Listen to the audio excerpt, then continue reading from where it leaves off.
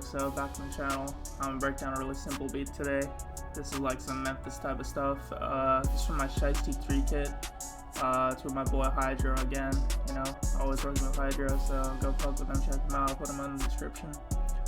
But yeah, man, this is a dead simple beat, and I'll play a little bit of it right now.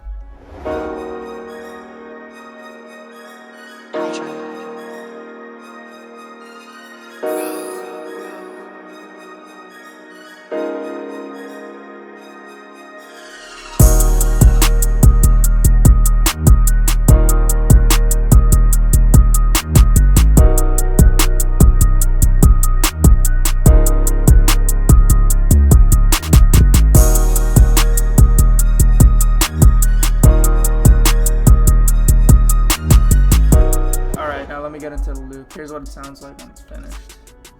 I'll just play this right here.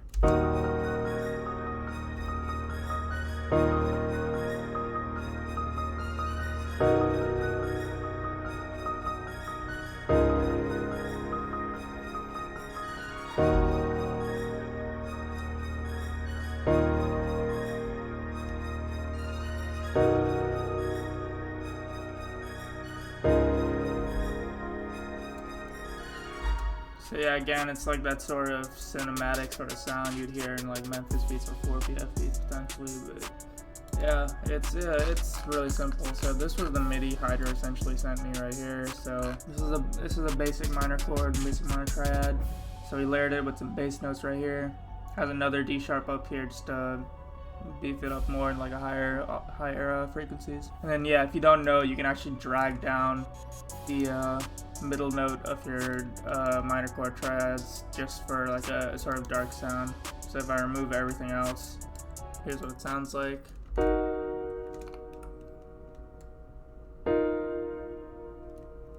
So yeah, that's pretty much the effect you're getting when you play it like that. So yeah, he just going into the D sharps there, keeps it the same up here, but then he has that usual, like kind of the 4PF formula, I guess, where you can kind of pick and choose where you want to go. So if you wanted to head in an uplifting direction, go 4 down and 2 up. If you wanted to head in a darker direction, you'll go 1 down from here into the A sharp, which is too low, to be honest, anyway, for this key in this sound. So it'll sound kind of muddy if you do that anyway. So yeah, I decided to go in the uplifting direction. This is kind of like a uplifting sort of track. It's like a really simple version of some you hear on like a Shiesty mixtape or something, which a lot of his beats are simple, so don't overcomplicate these Memphis beats too much.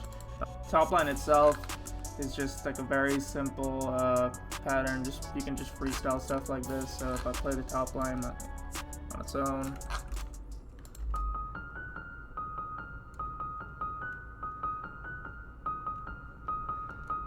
so yeah, you can see right here, he's used the D sharp as like his go-to note, and once again, he's using the contrast between the F sharp and the F to create that sort of dark kind of sound.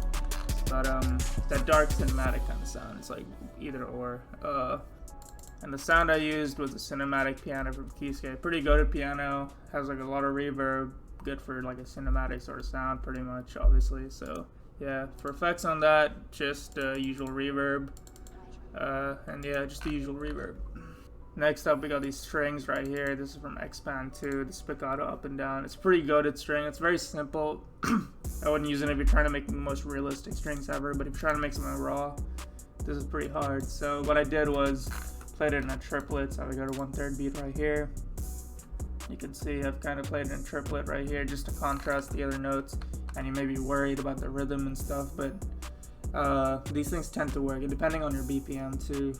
Triplets can sound really fire even when you're going on like a normal 16 sort of rhythm. So here's what this sounds like all in its own.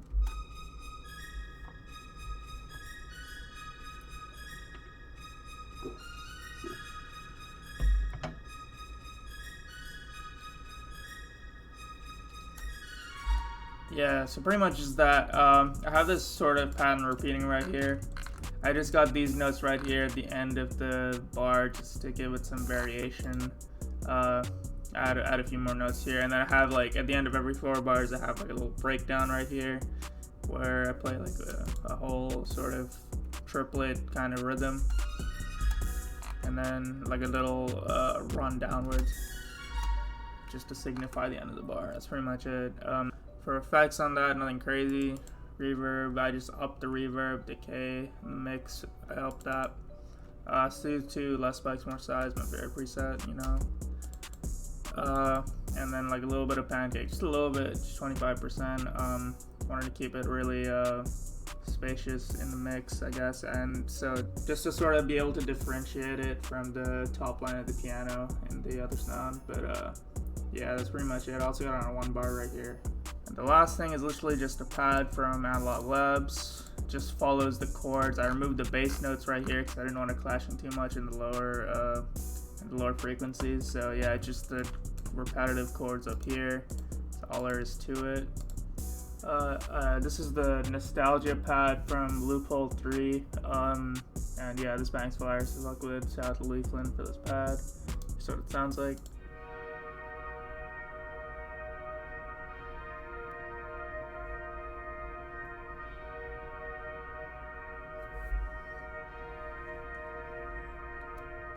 And yeah, again, just that creates that epic cinematic sort of sound. That's how pads kind of go. But yeah, nothing to it really, just like a reverb, the usual settings, and I did make it wider using Goodhertz mid-side right here. Put on the wide preset, and I just cut out like a decent amount of lows right here. And yeah, it's pretty much a loop, man. It's dead simple. Just structured it out right here. Get into the beat. Alright, man, this is the beat right here, and it's dead simple. I just wanted to kind of emphasize how simple it is. Really, that's why I'm doing it today. So yeah, I got the drums right here. I'll just play them so you know what they sound like all together.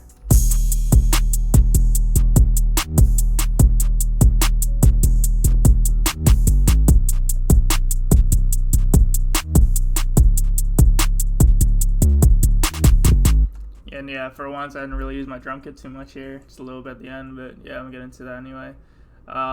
First thing first, we got a snare right here. This is from Henny Major's drum kit, so shout out to him. That's what it sounds like.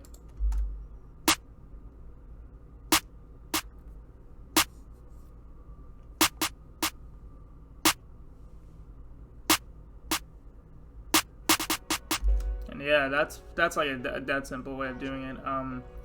Just have like this few bounce notes right here aside from the usual snare. Have it playing right at the end, just to add like a little more rhythm to it. And remember to play around the velocities, because velocities give this whole, all the drums, all your melodies kind of movement too. So when you want it, just play the velocity. That's the easiest way to get it. Got the spins right here.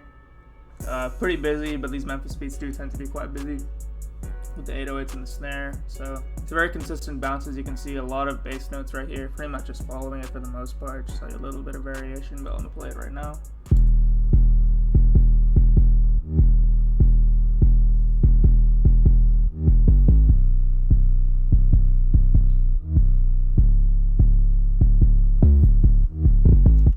So yeah, like a lot of notes, but nothing too crazy. I just want to explain before I get into it. With pretty much all of my drums, I do boost it. So for the snare, I actually go to clip and then hit boost. The 808's the only one where I don't do that because it sounds terrible if you do that. It just sounds really distorted and muddy.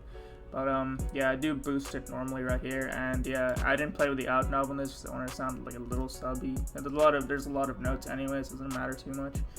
But yeah, it just sounds like this. To get into the pattern right here, nothing too crazy. Just remember, like, these notes right here add like a lot of rhythm to it if you do like a little like roll kind of. So it's really that's really common in Memphis beats, especially. You can even put them at the beginning right here. This is a reverse 808. I guess I'll explain it again. Basically, just drag a note for wherever, hit Alt A, you got it right there, and then go to Alt O, and then you can just drag it up like that. That's pretty much what I did. And yeah, just drag it into like another note wherever you want. Typically you want it to be on the same note that it ends off on, so yeah, just make sure it's that, but it doesn't necessarily have to be. Moving your 808 like an octave up is pretty fire actually. Like, it adds a sense of finality, I guess, to your pattern, and it like really stands out in the mix when you do it. So, and yeah, I like to do it at this spot. It's like my little spot right here, so I love it, you know. But You know, you do it wherever you want. Yeah, and then another 808 roll, and then it goes into like this sort of triplet right here. Go to third step and essentially just play like a little roll right here, and yeah, it just leads into the next bar. Next thing is this kick right here. I'm just play everything together so you know like the process. But yeah, this is the kick right here.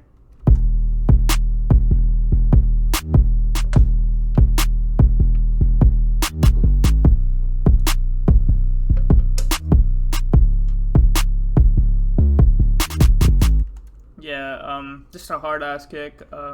Sounds like super hard. Again, Henny Majors kit.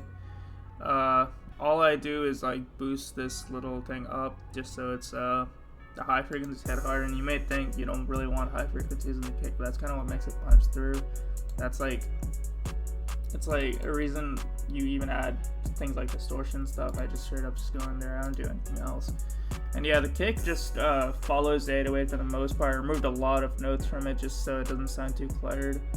The kick is, I know a lot of people just think the kick is for thump, but it's for rhythm too. So you want to play like, you want to play a good rhythm, and if your whole thing is just like a bunch of kicks like that, you're basically just not giving the artist any room. You're not giving the listener any room even to process what's happening. So yeah, so that's the kick right there. Hi-hat pattern, two-step, and this is like a beginner thing, but I guess I'll just go into it. If you want to do a two-step, just go right here on your hi-hats and just do fill each two steps when you right-click. And this is what it sounds like.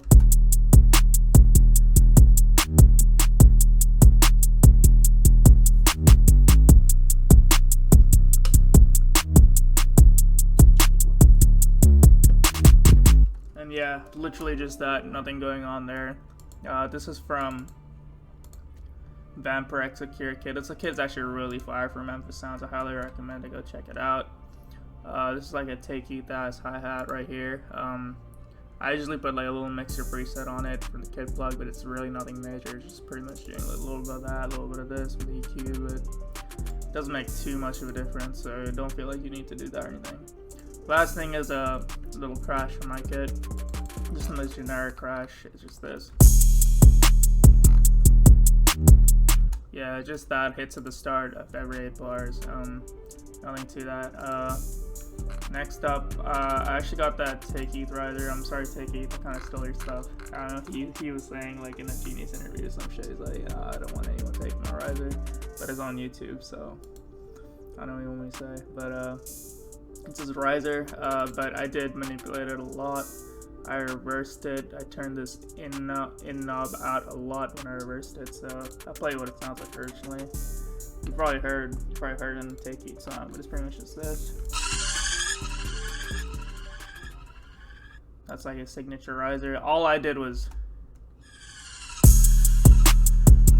yeah, and it kind of goes well, I feel, with the melody.